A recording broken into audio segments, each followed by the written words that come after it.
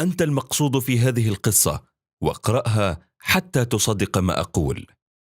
كان هناك صياد سمك جاد في عمله، يصيد في اليوم سمكة، فتبقى في بيته ما شاء الله أن تبقى، حتى إذا انتهت ذهب إلى الشاطئ ليصطاد سمكة أخرى. في ذات يوم، وبينما كانت زوجة الصياد تقطع ما اصطاده زوجها، إذا بها ترى أمرا عجبا. رأت في بطن تلك السمكة لؤلؤة. تعجبت: لؤلؤة في بطن سمكة؟ سبحان الله! زوجي، يا زوجي، انظر ماذا وجدت. ماذا؟ إنها لؤلؤة. لؤلؤة؟ أخذ الصياد اللؤلؤة وذهب بها إلى بائع اللؤلؤ الذي يسكن في المنزل المجاور. نظر إليها جاره التاجر وقال: لكنني لا أستطيع شراءها، لأنها لا تقدر بثمن، لكن اذهب إلى شيخ الباعة في المدينة المجاورة، لعله يستطيع أن يشتريها منك. أخذ صاحبنا لؤلؤته وذهب بها إلى البائع الكبير في المدينة المجاورة، وعرض عليه القصة، فقال له: والله يا أخي، إن ما تملكه لا يقدر بثمن، لكني وجدت لك حلا. اذهب إلى والي المدينة، فهو القادر على شراء مثل هذه اللؤلؤة. وعند باب قصر الوالي وقف صاحبنا ومعه كنزه الثمين ينتظر الإذن بالدخول. وحين رآها الوالي قال: إن مثل هذه اللآلئ هو ما أبحث عنه، لا أعرف كيف أقدر لك ثمنها، لكني سأسمح لك بدخول خزانتي الخاصة، ستبقى فيها 6 ساعات، خذ منها ما تشاء، وهذا هو ثمن اللؤلؤة. قال الصياد: سيدي، لعلك تجعلها 2 ساعات، ف6 ساعات كثيرة على صياد مثلي. فقال الوالي: لا، بل 6 ساعات كاملة، لتأخذ من الخزانة ما تشاء.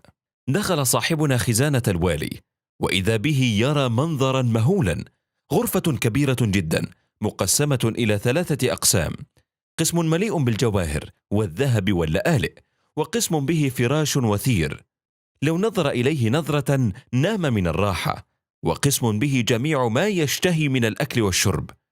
فقال الصياد محدثا نفسه: 6 ساعات؟ إنها كثيرة جدا على صياد بسيط الحال مثلي، ماذا سأفعل في 6 ساعات؟ حسنا، سأبدأ بالطعام الموجود في القسم الثالث، سآكل حتى أملأ بطني، حتى أستزيد بالطاقة التي تمكنني من جمع أكبر قدر من الذهب.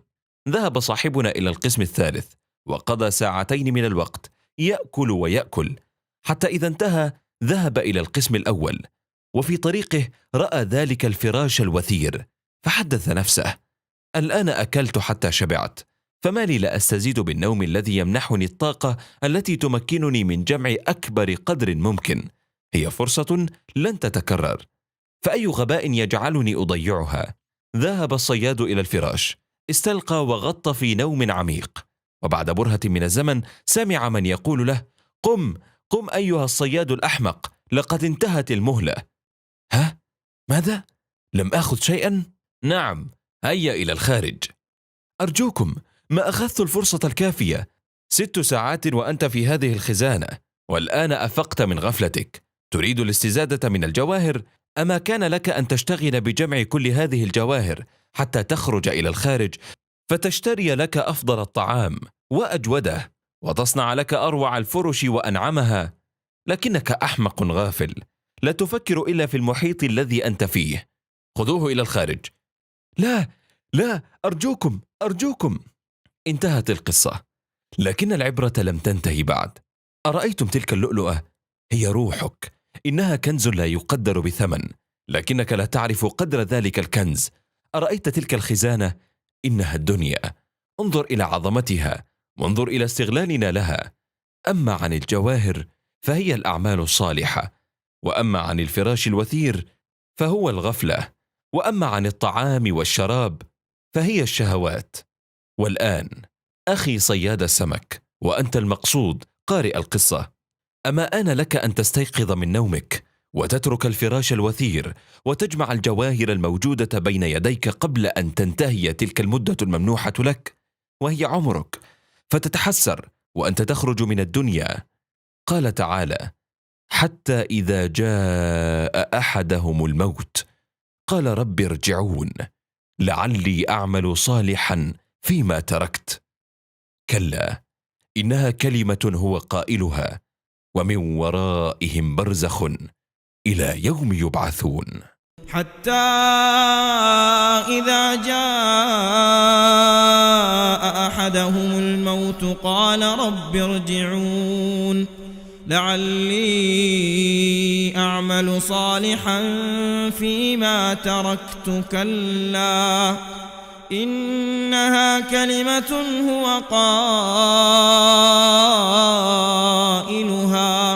ومن ورائهم برزخ إلى يوم يبعثون. فإذا نفخ في الصور فلا أنساب بينهم يومئذ ولا يتساءلون. فمن ثقلت موازينه فأولئك هم المفلحون ومن خفت موازينه فأولئك الذين خسروا أنفسهم في جهنم خالدون تلفح وجوههم النار وهم فيها كالحون